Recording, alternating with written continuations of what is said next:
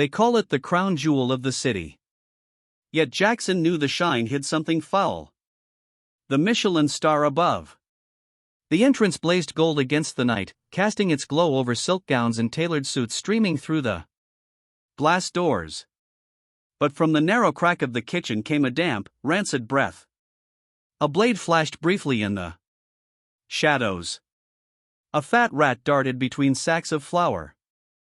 The air was heavy with the sour tang of spoiled meat tangled with the harsh bite of cleaning chemicals. From somewhere deep inside, a voice sharp as the clang of steel barked over the den. A calloused hand stripped the date label from a slab of gray flesh pressed on a fresh one neat and new. If they knew, the man said low and certain, this place would be shut down by morning. The next morning, Jackson sat alone at the corner table of a quiet cafe, a folded newspaper resting beneath his hand.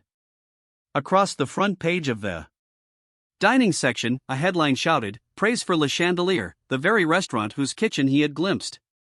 In shadows, 5 stars blazed above a photograph of glistening plate steaks seared to perfection. Emerald beans, arranged like fine jewelry, sauces poured in elegant swirls. His eyes did not linger on the artistry.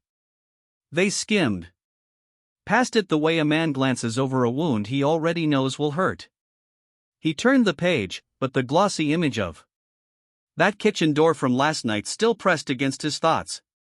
He remembered the last time he had eaten there months ago. The room had smelled faintly off, not enough to alarm the well-dressed couples around him, but enough to leave a metallic aftertaste that no wine could drown. The review continued inside, and there at the top of the column was the face of Chef Marcus, crisp white jacket, folded arms. A confident smile framed by the soft focus of professional lighting. To most readers, it was the portrait of mastery.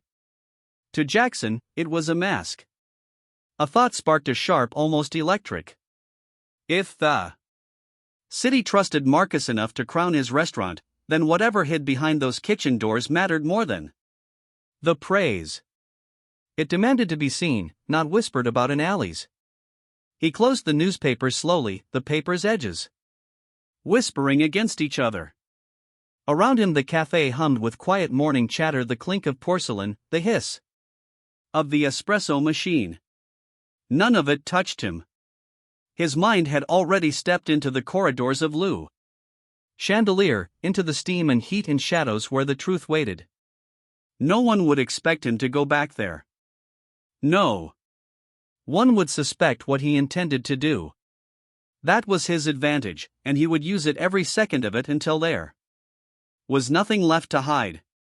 In the small apartment that had been his quiet refuge for years, Jackson stood before the bathroom mirror.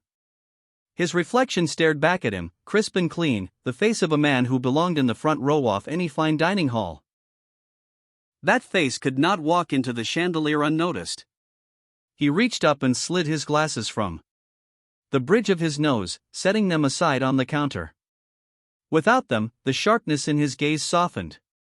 His hands moved to his hair, twisting and musing it until the neat comb lines vanished into an untidy mess. A few stubborn strands stood up, refusing to settle. Good.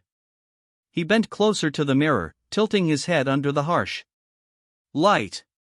The silver in his stubble caught and held the glow. He didn't shave it down. Instead, he let it grow uneven, letting each coarse edge speak of long hours and harder years. From the closet he chose a shirt that had seen better days, once pale blue, now faded to the color of a washed-out sky. The fabric at the shoulders had thin threads, threatening to give. His trousers, wrinkled for months without pressing, sagged slightly at the knees. On the floor, an old pair of black work shoes waited. The leather cracked at the edges, heels worn nearly flat.